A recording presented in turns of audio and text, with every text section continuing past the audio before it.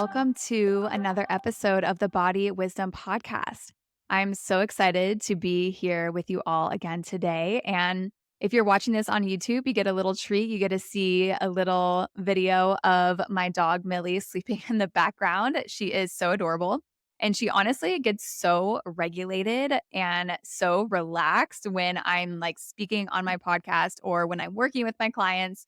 It's seriously so cute. So all my clients are very familiar with like seeing her in the background. So she's making a little appearance today on the podcast. So I'm really excited to be here with you all today. We're going to get into a topic that I really love to talk about, which is healing your anxious attachment style. And I have a little bit of a hot take for you all today, a little bit of a maybe an unpopular opinion about how to heal from your anxious attachment style. And so we're going to get into it. So, the reason why I'm so passionate about helping women heal from feeling so anxious in their relationships is because I have actually healed this in myself. And it is something that, let me tell you, it used to control so many aspects of my life. I used to go to bed thinking about my relationships. I used to wake up in the morning thinking about my relationships. And it used to be something that I feel was like stuck on a loop in my mind. And, I would talk to my mom about it all the time, my therapist all the time. And it was just something that I used to have a really difficult time finding relief from. Anytime anything happened in my relationships, I feel like it just really hijacked my thoughts for the day. And I would kind of spiral into just constantly thinking about my relationship. And it made it very difficult to thrive in my life. It made it difficult for me to think of ideas that I wanted to bring into the world. I had a hard time bringing, my creative ideas into the world because my mind was always stuck on a thought spiral about my relationship and the mood of my partner or the person I was dating. Once I healed, and I truly believe that it's so possible to like actually heal from an anxious attachment style. Once I healed this in myself, I was able to access like a different person inside of me. And it was so liberating. It provided me with so much freedom in my life to really thrive and do things like create this business and start a podcast and do all of these things and really give so much more of myself to my loved ones, my family, and the people that I'm closest with, and especially my clients as well. So, this is something that I also see so deeply in my clients that come to me that are really desiring to feel that freedom in their bodies so that they don't have to be spending so much of their time thinking about everything that's happening in their relationship. So that's why I wanted to talk a little bit today about my unpopular opinion about healing from an anxious attachment style. And if you have not already, I definitely recommend that you check out the book called Attached. I'll link it in the show notes. I'm blanking on the author's name right now. I think it's Amir, and I'm going to butcher the last name. So I'm not even going to say the last name. So I'll link it in the show notes, but it's a really great book to identify where you are on the spectrum of attachment styles. And this book goes in depth about attachment styles and how they show up in relationships. And at the end of the book, it recommends for anxious and avoidant people to heal your attachment style. You just have to choose somebody that's secure, that is identifies as having a secure attachment style. And then you're going to be great. It's going to be all good. And when I read this book, I think I was 28 at the time. I think this was back in like 2018. I was like 27, 28. And I read this book and I was like, okay, cool. I was single at the time. I'd been through several relationships, several versions of myself. And I was like, all right, this is great. All that this is going to take is me to find somebody that's secure and it's all going to be good. I'll have a great relationship. And while that is very important to look for somebody that displays some secure attachment styles, there's nobody that can thrive in a relationship where you're not getting your needs met and somebody is truly unable to meet you where you desire to be met, I always tell people, like, of course you're going to feel anxious if the person that you just started dating goes and, like, leaves for a trip, a guy's trip to Vegas, and they don't talk to you for, like, 4 days straight, and, like, you're sitting at home and you're wondering, like, "What is going on?" Of course, you're going to feel anxious, and of course, that's, like, not okay. There's definitely various levels of things that we have to be, have boundaries with. So this isn't I'm not here to say that just because you're anxiously attached means that you have to do all this inner work and heal yourself and it's going to be good. You can be in relationship with anybody.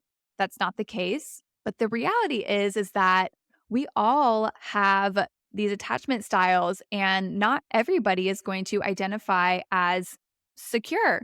There's going to be little things that we all do that maybe lean a little bit more towards anxious, a little bit more towards avoidant. It's not really like a black and white thing where you're just straight secure, and maybe you can be a little bit more secure, but you might have anxious tendencies or avoidant tendencies.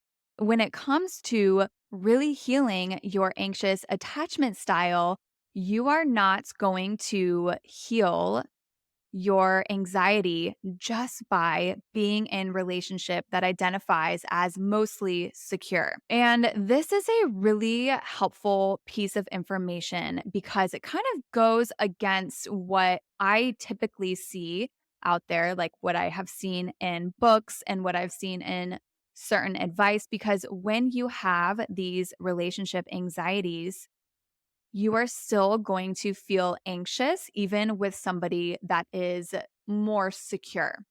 So let's talk a little bit first about what some of these anxious tendencies look like, what you might kind of recognize in yourself if you are wondering, well, like how much is this anxious attachment style controlling my life and my relationships? So when you are anxiously attached in your relationships, your emotional and physical body is regulated by the state of somebody else. So basically, what this means is you are okay only if the person that you are dating or married to or in a relationship with or like just met and you're interested in is okay. So you are okay only if that other person is okay. And let me just also put a little star in right here to just remind you. I want you to listen to this right now and receive this from a place of like so much self compassion. This is not another thing for you to like have to fix about yourself or something for you to judge about yourself. This is all just information for you to have more awareness for what might be showing up in your life and your relationships. And so then you can choose, okay, there's some inner work that I can do and I can heal and work through this, but it's not another reason for you to judge yourself and feel like a lot of shame because we are not responsible for how our attachment styles are. This is something that was kind of given to us, handed down from us from when we were babies, toddlers, really small children. And our attachment style was all developed by how we were parented, how we were raised, how we were nurtured, or maybe there was a lack of nurture. So I want you to have so much compassion for yourself and this human experience, compassion for your caregivers, even because they are not perfect and we cannot expect there to be any kind of perfection in this lifetime. So, when you have relationship anxiety, you become very hyper vigilant of the state of your partner. So, you kind of become a little bit of a detective. You are kind of scanning your partner's mood frequently throughout the day. And if you sense that they are not okay, that something's wrong, something isn't right, then you're not okay. And the only way for you to become okay is by getting some reassurance from your partner and making sure that they are okay. And not only do you become not okay, but it like throws your whole entire day off.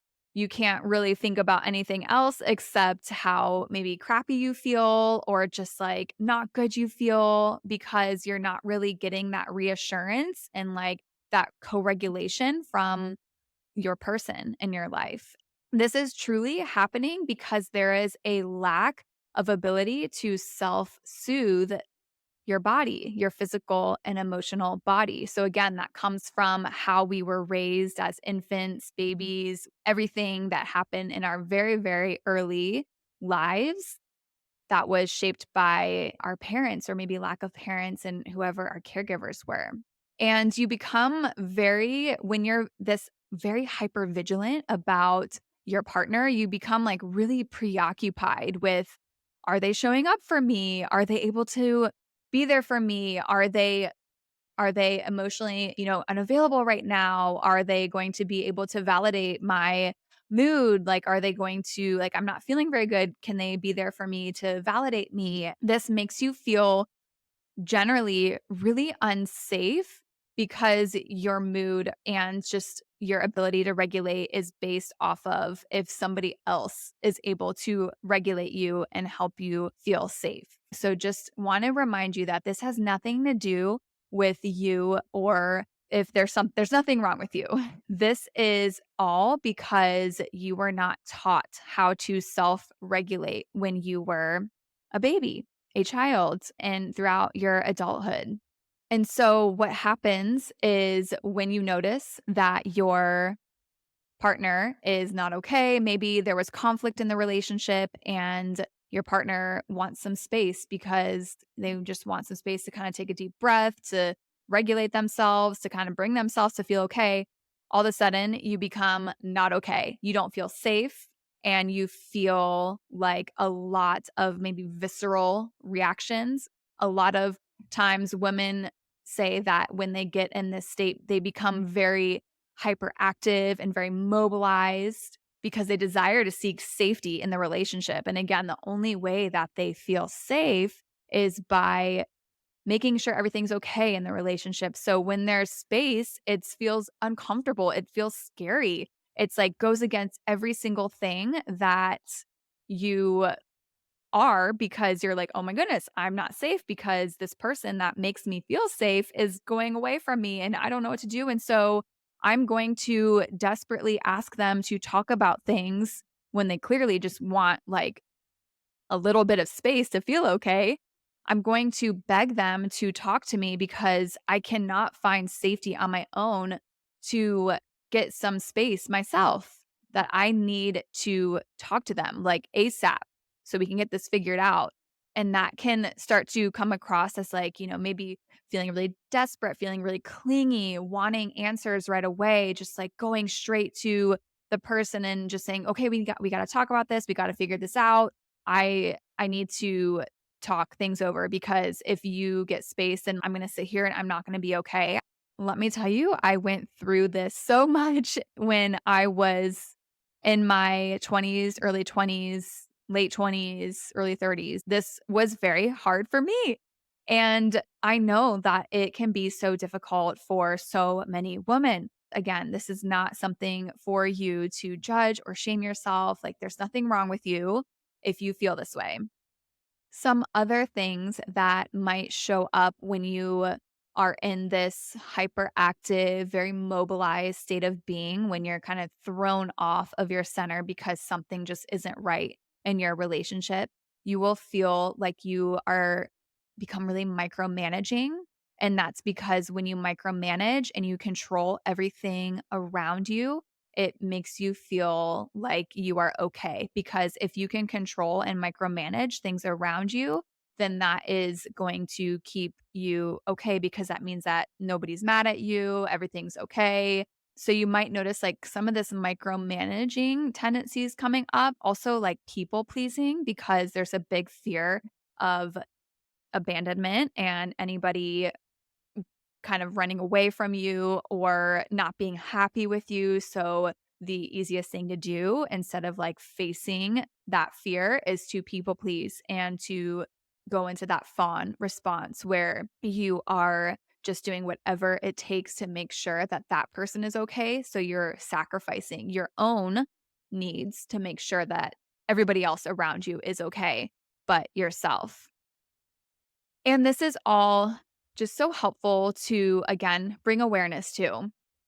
And awareness is a good thing. I have to say that all my clients are very self aware because typically, when you are anxious attached, you have this drive to want to fix things. You have this internal drive to figure out, okay, what is going on? There's clearly something not working. And there's a little bit more of a drive to like find answers. And it is really positive to have self-awareness about your patterns, where this all came up from you, how it's showing up in your life. But this kind of goes into my next point where all the awareness in the world is not going to fix your relationship anxieties. And I can say this with complete confidence because that was the case for me, as well as every single woman that I help in my practice.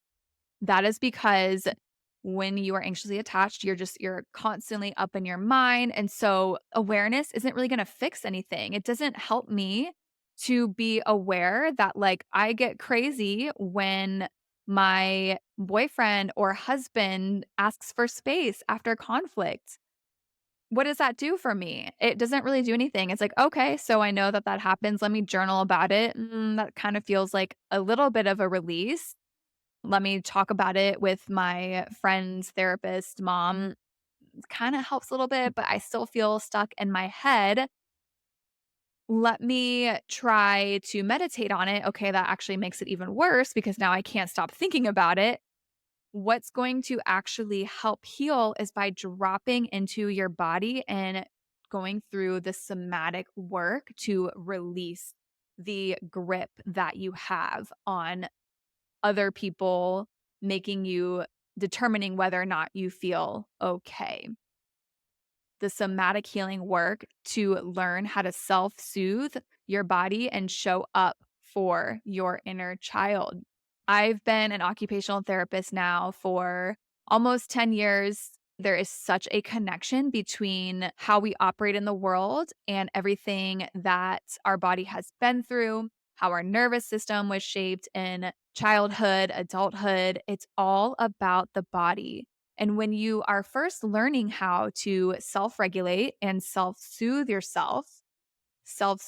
physical, emotional, and spiritual body, you have to learn how to drop out of those racing thoughts in your mind and into the safety and security of your body. And for many people who feel anxiously attached, their body does not feel safe. That's why they are leaning so much on their partners to help them feel safe. But when your body does not feel safe, you will want to run away from it. You will want to suppress your emotions. But the healing work really begins by creating safety in your body, creating resiliency in your nervous system so that you can teach yourself that even though I have these physical sensations, these visceral reactions in my body when my partner is asking for space in the relationship, when there's conflict, that I'm going to be okay no matter what. No matter what, I am going to be okay. And that I feel safe with me because I have my back. So, this is where you build capacity within your nervous system. And I have to say that I recently had a client and she just is now finishing up her 6 months with me. And something that she said that was so potent and she really moved through so much. And it was such a gift to be able to witness her move through all of her healing journey.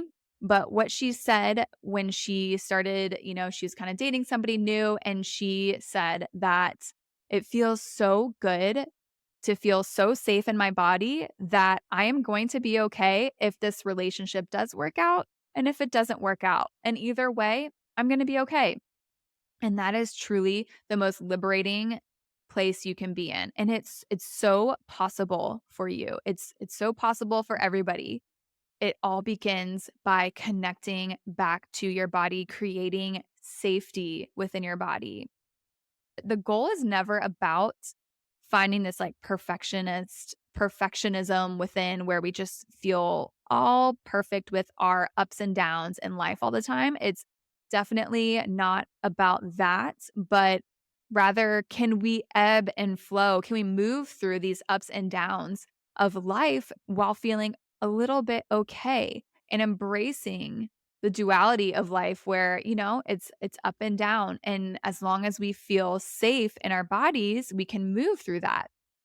And that brings me to the final point that really is like the bulk of this whole episode. And that is, when you are healing your anxious attachment style, it's not going to just magically go away because you picked a partner that has a more secure attachment style. Because when you have relationship anxiety, you will still get triggered by somebody who is secure, because you will find things to get anxious about. Because when you don't feel safe in your body, you become so hyper vigilant that you are kind of for scanning for little reasons to like maybe not be okay. And they can be really small. So even if your partner, your husband, your boyfriend, the person you're dating is still more of a secure style, like they're not going to ghost you. They're being open and honest about their plans. They're being communicative about their plans. They're making it very clear that they want to be with just you. They honor your boundaries. They also set healthy boundaries. And there's this back and forth open communication style. When you have relationship anxiety, there's still going to be things that maybe don't go as perfect. Like, you're still going to get triggered when there's space.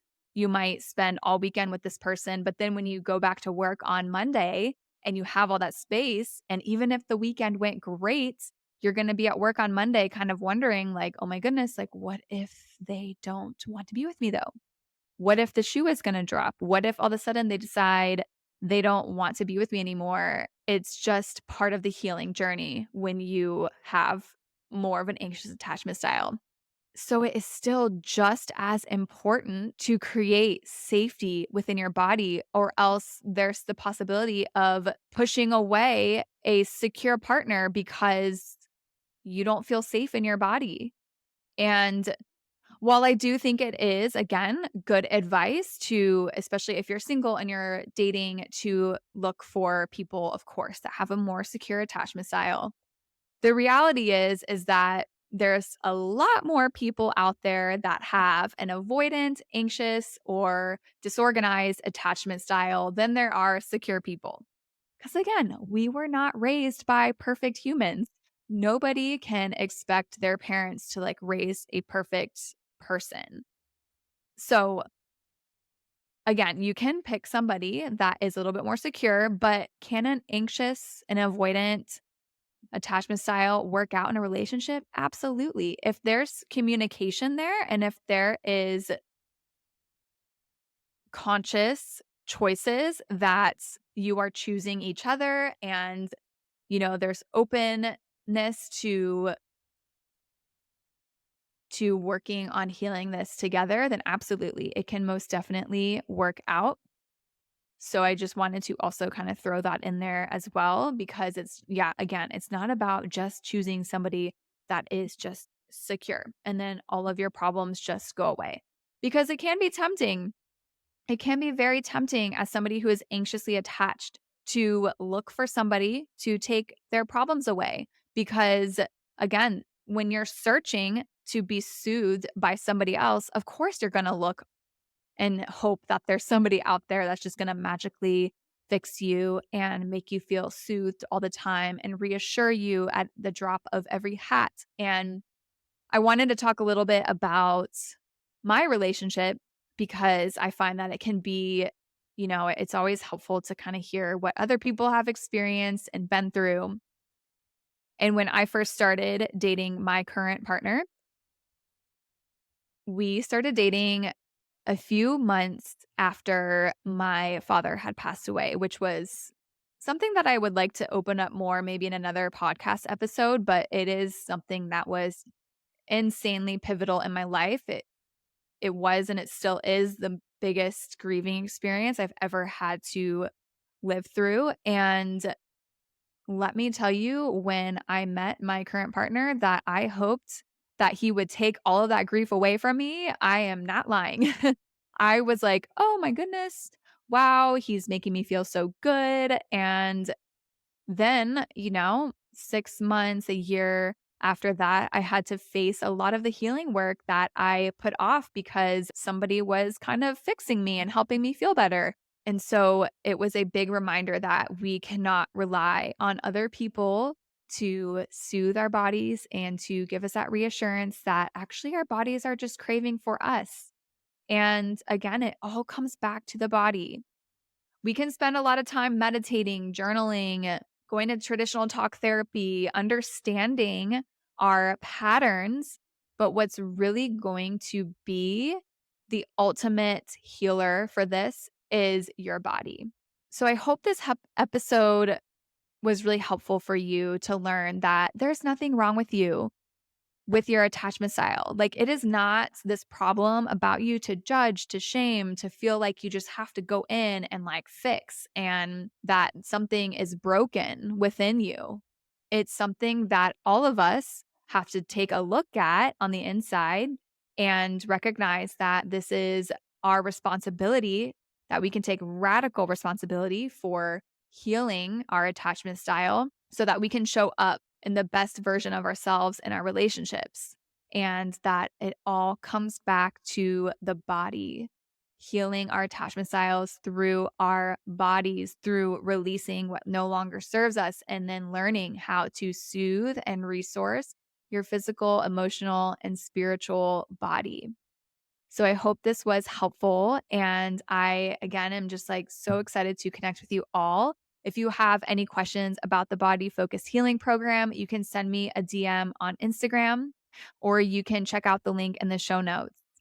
So I had so much fun with you all today, and I'm excited to connect with you again soon.